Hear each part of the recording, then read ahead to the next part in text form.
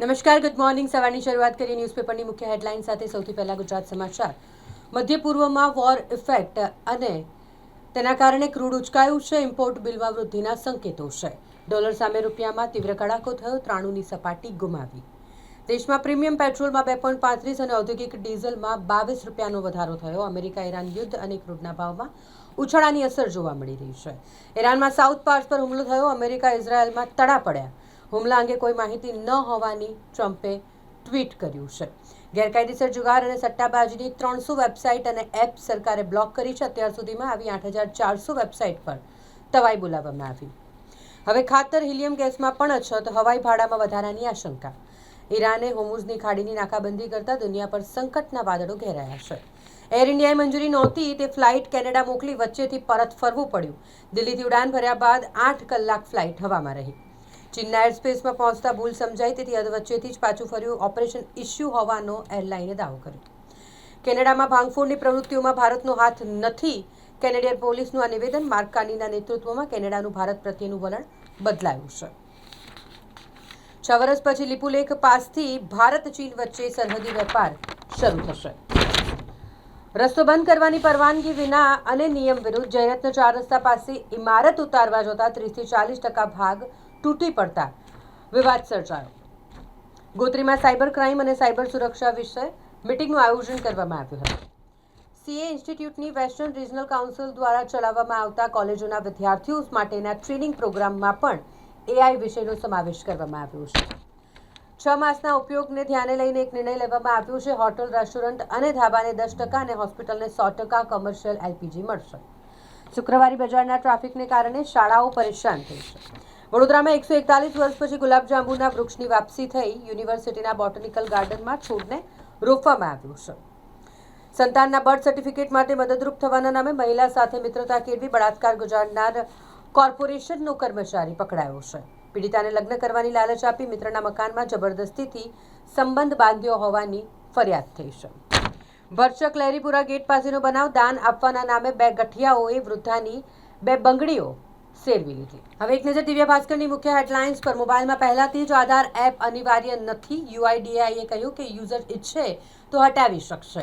આ સરકારનું આ મોટું નિવેદન. રાજ્યભરમાં બાલવાટિકાના 3 લાખ બાળકોના ધોરણ 1માં પ્રવેશ અટવાઈ ગયા છે. ન્યાયતંત્ર પ્રકરણની સમીક્ષા કરવા માટે સમિતિની રચના કરવામાં આવી છે. યુદ્ધની અસર ઉદ્યોગોને થઈ રહી છે. એલપીજીની અછતથી કંડલામાં આઈએફજીએલનો પ્લાન્ટ હાલ બંધ કરી દેવામાં આવ્યો છે. પ્રી મોન્સૂન પેટર્ન બદલાઈ. ઉનાળામાં વરસાદની સંભાવના 60% વધી છે. એક જ દિવસમાં રાજ્યના 127 તાલુકામાં કમોસમી વરસાદ વરસ્યો, જેનાથી ખેડૂતોની ચિંતા વધી છે. ધુરંધર 2 ફિલ્મ પ્રથમ દિવસે દુનિયામાં 237 કરોડ કમાનારી પહેલી બોલિવૂડ ફિલ્મ બની. પ્રથમ વીકેન્ડ માટે 300 કરોડનું એડવાન્સ બુકિંગ છે.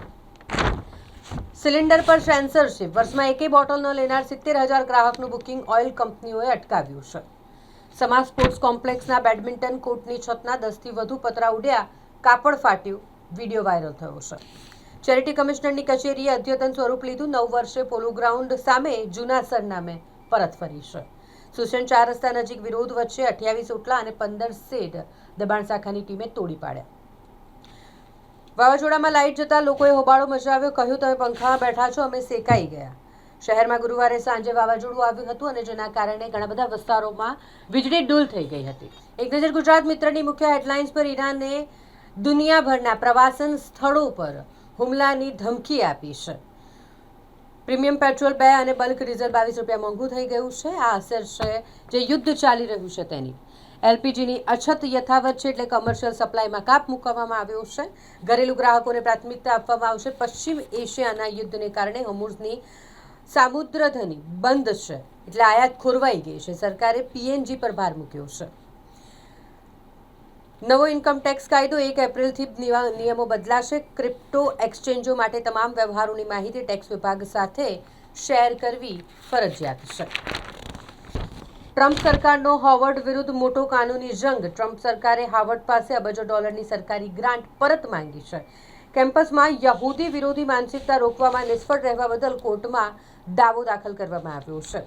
હાર્વર્ડ પણ આ કાનૂની લડાઈ લડવા માટે મક્કમ છે. ટ્રમ્પની વિવાદાસ્પદ ટિપ્પણીથી જાપાનના પ્રધાનમંત્રી અસ્વસ્થ. અંગ્રેજીના વખાણથી શરૂ થયેલી પ્રેસ બ્રીફિંગ પર્લ હાર્બરના વિવાદ પર પૂરી થઈ ટ્રમ્પની શૈલીએ ફરી દુનિયાને ચોંકાવ્યું. પત્ની કંઈ કામવાળી નથી, પતિએ પણ ઘરકામ કરવું પડશે. સુપ્રીમ કોર્ટે કેસને લઈને ટાંક્યું છે.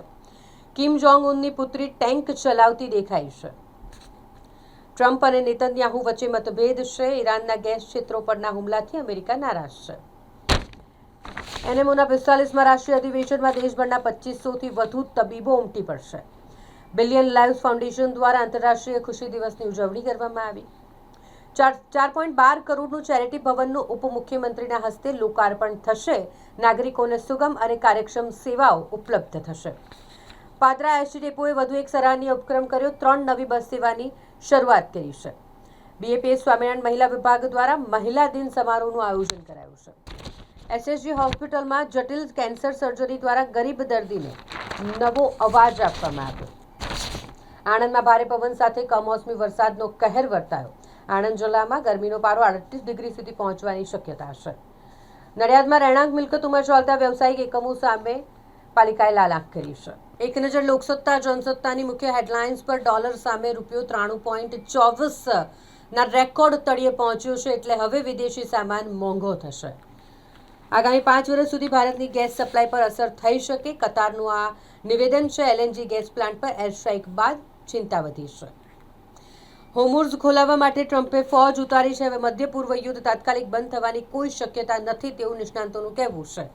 ઈરાન સામે દુનિયા એકજૂથ થઈ છે. હોર્મુઝને સુરક્ષા પૂરી પાડવા માટે 6 દેશોએ મોટો તોડ કાઢ્યો.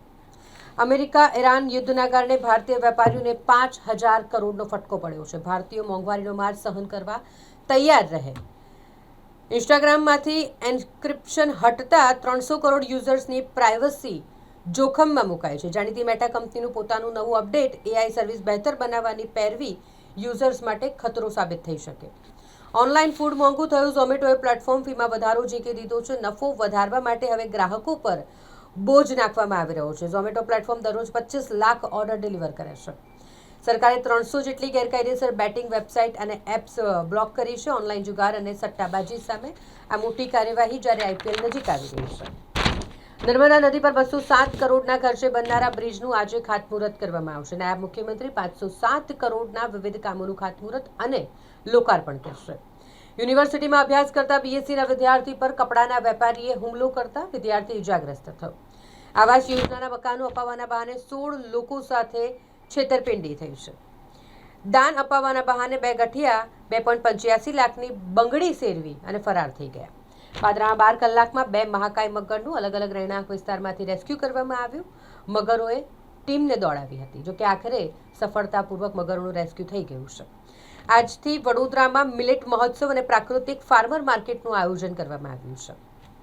સીએમની ઉપસ્થિતિમાં નમોકોન 2 દિવસ અધિવેશન બરોડા મેડિકલ કોલેજમાં યોજાશે. ગળાના કેન્સરથી અવાજ જતો રહ્યો. જટિલ સર્જરીથી એસએસજીમાં દર્દીને ફરી બોલતો કરાયો. હવે એક નજર સંદેશની મુખ્ય હેડલાઇન્સ પર. દેશમાં એલપીજીની અછત ચાલુ થઈ છે. કોમર્શિયલ વપરાશકારોને મર્યાદિત પુરવઠો આપવામાં આવશે. રેશન કાર્ડ ધારકો માટે સારા સમાચાર. એપ્રિલમાં 3 ગણું અનાજ મળશે. એપ્રિલ, મે અને જૂન મહિનાનું અનાજ એકસાથે આપવાની સરકારે જાહેરાત કરી છે. ઈરાન સાથેના ઘર્ષણમાં યુએસના 16 એરક્રાફ્ટ નષ્ટ થયાનો દાવો કરવામાં આવી રહ્યો છે. અમેરિકી મીડિયા સંસ્થાનોનો આ ઘટસ્ફોટ. અમેરિકા હવે ઈરાન વિરુદ્ધ જમીની યુદ્ધ લડે તેવા સંકેતો છે. યુદ્ધમાં સ્થિતિ મજબૂત કરવા અમેરિકાની હજારો સૈનિકો મોકલીને જમીન પર યુદ્ધ લડવાની વિચારણા. મોટી કરોલથી ભાલોદ વચ્ચે નર્મદા પર 207 કરોડના ખર્ચે બ્રિજ બનવાનો છે. નસીબદાર વ્યક્તિને જ નર્મદા પરિક્રમાની પરીક્ષાનો લાભ મળે. સાવરિયા મહારાજનું આ નિવેદન જ્યારે નર્મદા પરિક્રમા શરૂ થઈ ગઈ છે. વડોદરામાં માવઠા પછી તાપમાન 3 ડિગ્રી ઘટ્યું છે. ગરમીમાં ઘટાડો થયો છે. રાત્રે ઠંડીનો પણ ચમકારો છે.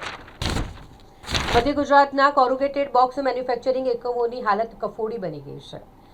આજે નાયબ મુખ્યમંત્રી નવા વલણ પોલીસ સ્ટેશનનું લોકાર્પણ કરવામાં કરશે. વડોદરા જિલ્લામાં પોલીસ સ્ટેશનની સંખ્યા વધી અને 16 થઈ છે. વડસર રોડ પર વીજીએલની ગેસ લાઇનની કામગીરી કરતા કારીગરનું મોત નીપજ્યું વીજ કરંટ લાગવાને કારણે.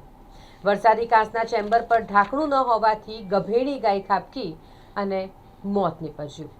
ઘરે બેસવા માટે આવતી પાડોશી મહિલા સામે ચોરીનો આક્ષેપ કરાયો છે. ફ્લેટમાંથી 14.90 લાખના દાગીનાની ચોરી થઈ હોય, પાડોશીએ ચોરી કર્યા હોય તેવા આક્ષેપ કર્યા છે. ગોરવાના ગંગાનગરમાં ધમધમતા ઓપન બારમાં એસએમસીએ દરોડો પાડ્યો.